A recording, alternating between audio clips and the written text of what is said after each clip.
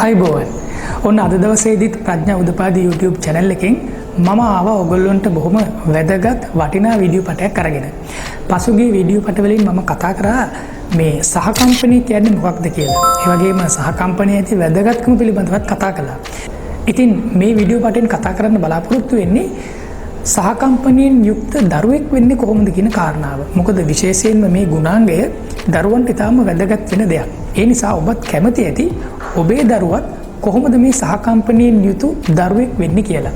මේ ගැන ඔබට කරුණු කියලා දෙන්න අද දවසේදීත් ප්‍රඥා උදපාදී YouTube නාලිකාවත් එක්ක සම්බන්ධ වෙලා ඉන්නවා කොළඹ විශ්වවිද්‍යාලයේ කතිකාචාර්ය ප්‍රියංජලීද සොයිසා මහත්මිය.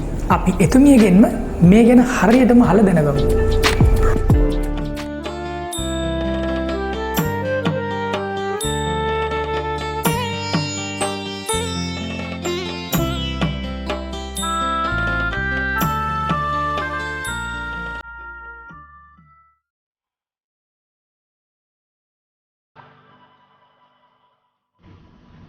දැන් සහකම්පනය කියන මානසික හැකියාව අපි කොහොමද ඉගෙන ගන්නෙ?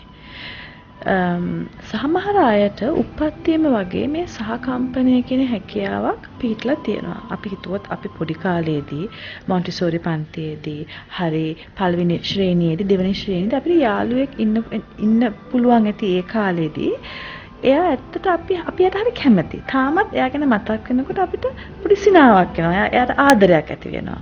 අපිට හිතලා බලමු ඇයි අපි එච්චර කැමති? එයාට ගොඩක් වෙලාවට මේ සහකම්පනය කියන හැකියාව තිබුණා වෙන්න පුළුවන්. එහෙමනම් අපිට කියන්න පුළුවන් සමහර අය පොඩි කාලේ ඉඳන්ම උපත්තියම වගේ මේ හැකියාව පිහිටලා තියෙනවා. හැබැයි ඒ කියන්නේ මේ හැකියාව අපිට ඉගෙන ගන්න බෑ කියන එක නෙවෙයි. අපි මනෝවිද්‍යාඥයෝ කියලා තියෙන මේ සහකම්පනය අපි ඉගෙන ගන්න පුළුවන්. එහෙනම් අපි කොහොමද ඉගෙන ගන්නෙ?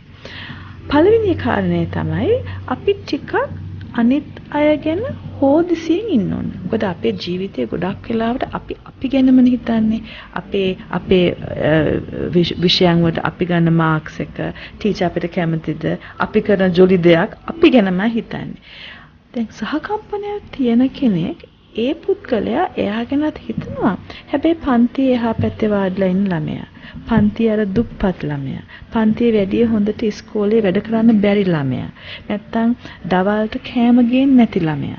එයා ගැන ටිකක් එයා හොදිසියෙන් ඉන්නවා. එහෙනම් ඔබට කරන්න පුළුවන් ටිකක් ඇහැ අරලා බලන්න.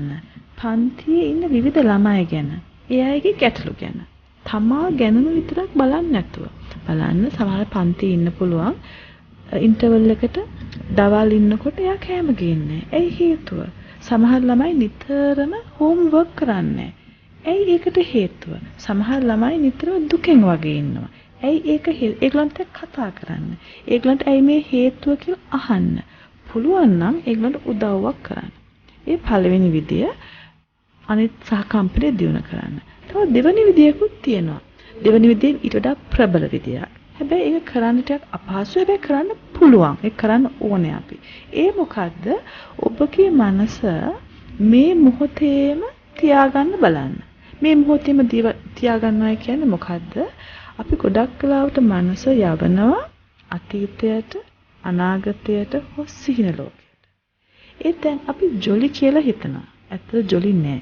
ඒකෙන් ගොඩක් අපිට මානසික අසහනයකටපත් වෙනවා. සහකම්පනයේ තියෙන පුද්ගලයෙක් නිතරම ඉන්නේ මේ මොහොතේ වෙන දෙයක් එක්ක. එයාගේ මනස තියෙන්නේ මෙතන. පන්තියේ ඉන්නවනම් ටීචර් කතා කරනවනම් ටීචර්ත් එක්ක තමයි මගේ මනස තියෙන්නේ. ඊට ඉස්සර දවසේ කරපු බලපු ටීවී ප්‍රෝග්‍රෑම් එකක් ගැන නෙවෙයි.